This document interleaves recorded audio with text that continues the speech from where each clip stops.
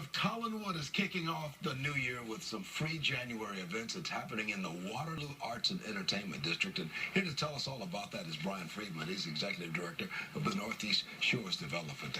Good to have you with us, Brian. Thank you so much for having me today. Oh, my pleasure. It is absolutely a pleasure and an honor to be here today and share what we're doing. Yeah, good. First off, tell us what the Waterloo Arts and Entertainment District is. Sure. The Waterloo Arts and Entertainment District comprises the commercial district that's right along I-90, about 12 minutes east of downtown. A lot of people know it because it's headquartered, or it's anchored by the Beachland Ballroom and Tavern, which is the music venue that opened in 2000. That's become a internationally renowned concert venue. And now there's 32 businesses, all independent, all locally owned, right there on the commercial strip, making things happen. Kind of like the Collinwood area, right in the Collinwood area. Yes, it's right at the front door of Collinwood. If you're going to Euclid Beach or headed up to the Grovewood Tavern, you can't miss Waterloo. Yeah.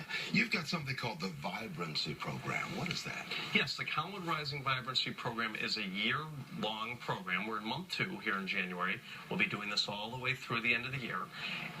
It's a series of monthly free and open to the public events that we're doing counter the Waterloo streetscape. So right now, we're having a massive construction project happen on the street. There's a $5 million investment going on right now as we're here. There's people toiling away, trying to make sure we stay on schedule from CPP to make sure that all that work gets done. But counter all those orange barrels, we're trying to make sure it's fun and vibrant and interesting by having a series of opportunities for existing merchants and artists to get together and put on events each month that are truly spectacular. I love doing stories about all the various neighborhoods in Cleveland because there's so much energy and synergy going up in the neighborhoods and a lot of growth in between the neighborhoods. So that's good for the entire city, what you're talking about. I think we've got a couple of pictures here we want to put on. Can we bring those pictures up in the control room if we got those pictures? We've got some things going on right here in the area. This is some of the construction that you've been talking about going on there. Yeah, absolutely. Brian. You can see right there's the construction happening, obviously on a little less snowy of a day than today. But these pictures were not taken today. But you can see the murals that are going up that are in the neighborhood. You can see the incredible work that's been going on that's happening to make this truly a unique and authentic gem that we can all be proud of here in Northeast Ohio. And a long history, too. This has got a long history. Yeah, this is, everybody remembers or knows the story of Danny Green. That's a lot of what happened here. And, of course, there's also, this is one of the birthplaces of the Cleveland-style polka, made famous by Frankie Yankovic, which still occurs at the Slovenian Workmen's Home right there on the street. They still have polka every Sunday and Friday fish fries today. If people are willing to come out, interested in coming out and having something they'd like to eat. And there's even 2 sausage shops right there on the street. Oh, you've got it all going for you. Let me ask you, Brian, you're Executive Director of the Northeast Ohio Shores Development. What's your vision? What do you see in our final minute here? What do you see for us in this part of the city? For our part of the neighborhood, it's really about authenticity and making sure people own the spaces that they're actually located in.